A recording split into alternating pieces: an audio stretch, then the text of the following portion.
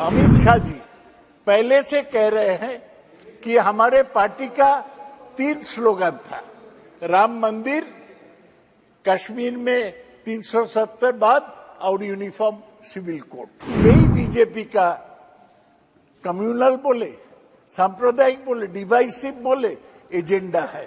हम इसको खिलाफ है। आप जिसको भगवान मानते हैं वो जवाहरलाल नेहरू ने हमारे गाइडिंग प्रिंसिपल में रखा है। जिन्होंने भारत को तोड़ा वो मोहम्मद अली जिन्ना किस पार्टी के नेता थे? किस पार्टी के नेता थे? ये क्या इतिहास पढ़ा रहे हैं? मैंने इतनी विकृत दृष्टि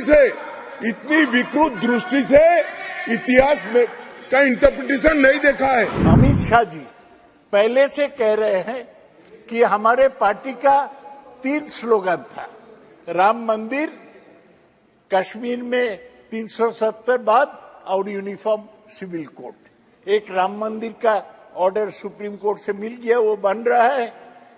कश्मीर भी अब कर पाए हैं, यूनिफॉर्म सिविल कोड भी इस पर वो जंप करेंगे, क्योंकि यही बीजेपी का कम्युनल बोले, सांप्रदायिक बोले, डिवाइसिव बोले एजेंडा है।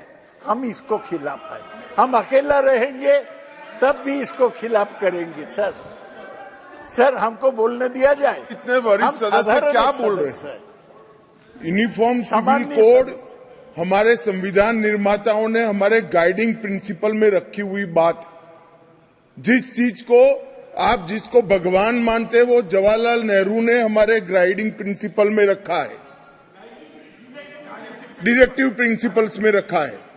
वो संविधान निर्माताओं ने रखा है कि आने वाले दिनों में देश के विधानमंडल और देश के संसद मंडल किस दिशा में चलने चाहिए। इसलिए ये इनको मालूम नहीं है कि वो क्या बोल रहे हैं।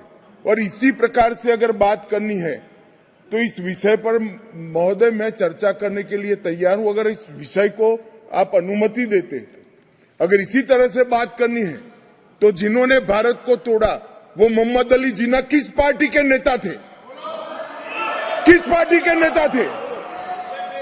और मान्यवर उस वक्त तो आज इनको मालूम नहीं है, श्यामा प्रसाद बाबू न होते, उन्होंने बंग न करा होता तो आज पश्चिम बंगाल भारत का हिस्सा न होता। कांग्रेस की डिजाइन से तो पश्चिम बंगाल बांग्लादेश में चला गया होता, पाकिस्तान में चला गया होता। श्यामा प्रसाद बाबू थे जिन्होंने बंग करा, इसके कारण आज बचा हुआ बंगाल भारत का हिस्सा है। ये क्या इतिहास पढ़ा रहे हैं? मैंने इतनी विकृत दृष्टि से इतिहास का इंटरप्रिटेशन नहीं देखा है। दूसरा बंग केवल और केवल श्यामा प्रसाद मुखर्जी के कारण हुआ।